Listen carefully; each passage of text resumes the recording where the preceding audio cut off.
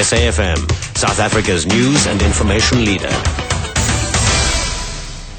Thanks, Nancy. Police monitoring situation at Kwanogtula near Plattenberg Bay and rescue fund to prevent euro debt crisis spreading unlikely to meet planned target. Good afternoon. Police are monitoring the situation at Kwanogtula near Plattenberg Bay in the Southern Cape after angry residents marched on the police station early this morning. They are demanding the release of two suspects who allegedly took part in a mob killing on Monday. 37-year-old Derek Shotty was stoned and beaten to death by a crowd of about 2,000 residents. It's alleged that he killed 7-year-old Spokazinini on Sunday. Police spokesperson Malcolm Boyi says they had to fire stun grenades at about 300 residents this morning to disperse them. Currently, we've been monitoring the situation. It seems calm, but we know that the situation is still volatile. We arrested two suspects in connection with a mob murder the day before yesterday, but they're still in detention, and more arrests might be done still during the course of the week. Former judge and ANC advisor, Advocate Willem Heath, says he's surprised to be appointed as the new head of the Special Investigating Unit and sees it as a challenge. President Jacob Zuma has announced that Heath will replace Willie Hofmeyr, Deputy National Director of Public Prosecutions, who has headed the SIU in conjunction with his role as head of the Asset Forfeiture Unit. Heath insists his appointment was not a reward because of the role he played in having corruption charges against Zuma dropped before the 2009 elections. I refute that, and in fact I studied the case against him at the time, and there were no merits, and secondly, even the prosecuting authority conceded that the evidence was tainted. Students at the University of KwaZulu-Natal have been making their voices heard on climate change. They've been gathering at the university's Howard College since the start of COP17 conference in Durban to join a chorus of civil society organizations calling for change.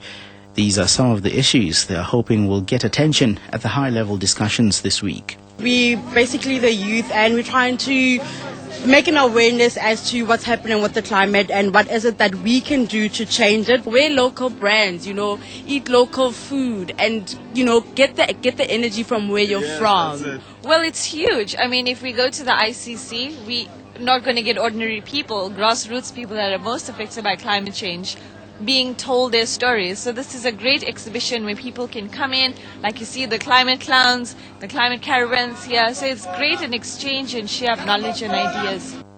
4 people have been killed and 3 injured in the early hours of the morning on the N8 road just outside Bloemfontein. The car was carrying 7 people.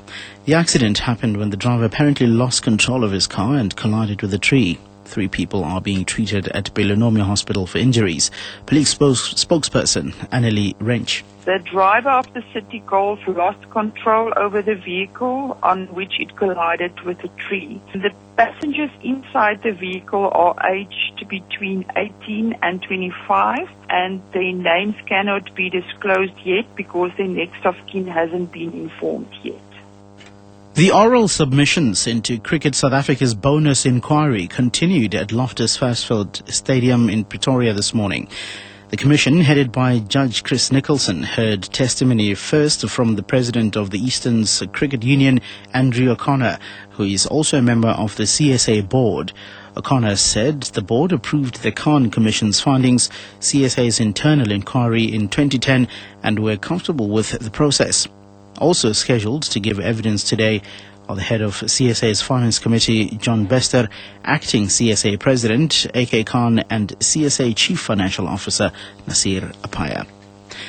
And finally, an expanded rescue fund to prevent the Eurozone debt crisis spreading appears unlikely to meet the planned target of $1.3 trillion. The fund is seen as essential to stop the debt crisis undermining larger countries that use the euro currency.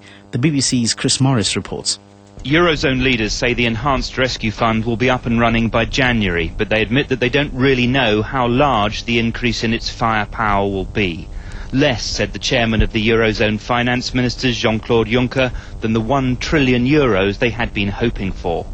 They're using forms of financial engineering. So far, no country in the Eurozone is actually putting more money into the pot. So a lot will depend on reaction in the markets, where confidence in the Eurozone is at an all-time low. Recapping the top story, police are monitoring the situation at Kwanoktula near Plattenberg Bay in the Southern Cape after angry residents marched on the police station early this morning.